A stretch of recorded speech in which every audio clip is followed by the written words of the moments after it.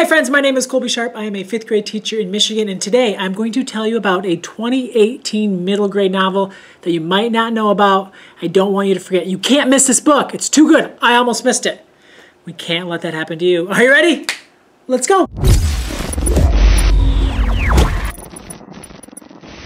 Let me paint the picture for you. It's Labor Day weekend. I have 4 days off of school, time to get caught up on some reading. We've had 2 weeks of school, so I finally have an opportunity to get some reading done. Those first 2 weeks of school are way too crazy, way too tired, reading 2 or 3 pages and falling asleep. So I'm super excited to read.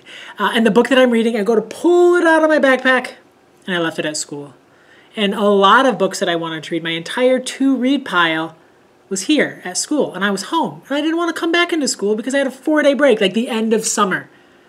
So I went to my bookshelf, and I looked for a book to read. I have a lot of books that I need to read. But of the books that I wanted to read most were all here at school. The school year had started, I had transitioned all of my books from home to school. I had to find something that I wanted to read, and I came across this book. If This Were a Story by Beth Turley. I don't know who Beth Turley is. I don't know anything about this book. I hadn't talked to anyone about this book. I hadn't seen anyone read anything on this book online. I hadn't seen any videos. I hadn't read any blog posts or tweet. Nothing. But I like the cover. Isn't that a magical cover?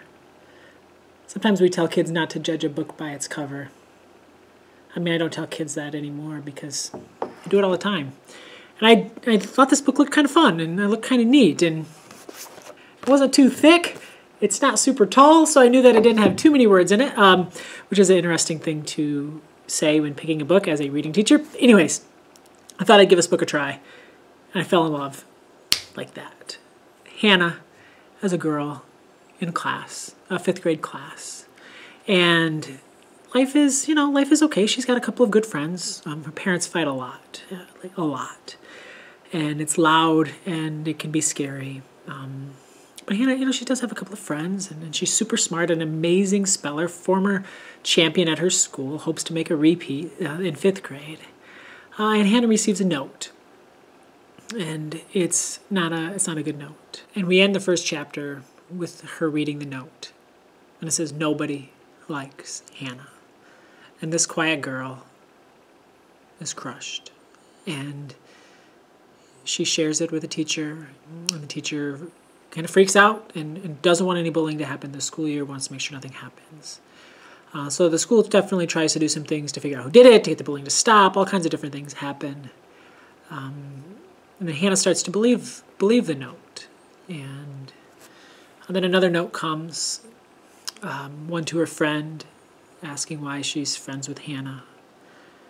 And things are really hard. And she is struggling with things, and she wants things to be peaceful at home, and she just wants people to stop talking to her about the note, and she doesn't want to talk to the counselor, and things are hard. And you kind of have an idea of who you think wrote the note. Yeah, it's just a really good book. I think that kids are going to fall in love with Hannah. I think that kids are going to be just so curious to know where these notes are coming from and if these notes will stop.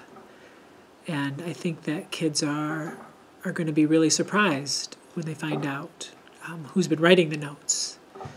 And I think it's really going to affect them, and I think it's really going to make them think. I really feel like this is an unput-downable book. I think kids are going to just feel the need to read it at all times. And when they're not reading it, they are going to be thinking about reading it. And it's going to consume their lives. And I think that's what we want books to do. We want books that kids are going to fall in love with. I think this is a book that will stay in the hearts of readers for a long, long time after they finish the page. They'll continue to think about Hannah. They'll continue to think about those notes. They'll continue to think about Ambrose, the little stuffed elephant. Yeah, it's a really great book. I was wondering who would like this book, and in terms of other books that they're reading. And today I was doing some reading conferences in class, and a girl was telling me some of the books she likes. She's like, I like Winn-Dixie, and I like Wonder. I'm like, I have the perfect book for you. I have the perfect book for you. I didn't like freak out like that, but in my head, I'm like, I have the perfect book. I have the perfect book.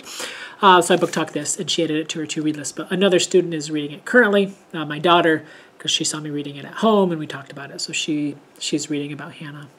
And I can't endorse this book enough. I think it's really, really a magical book, and I think it belongs in all of our classrooms. And I hope that you get a chance to share with the students in your lives. I think that it might make their life a little bit better. I know I made mine better, and I know that it is going to spend some time this year making the lives of my own students better. I will put a link down below with the description of the book and with links to purchase the book.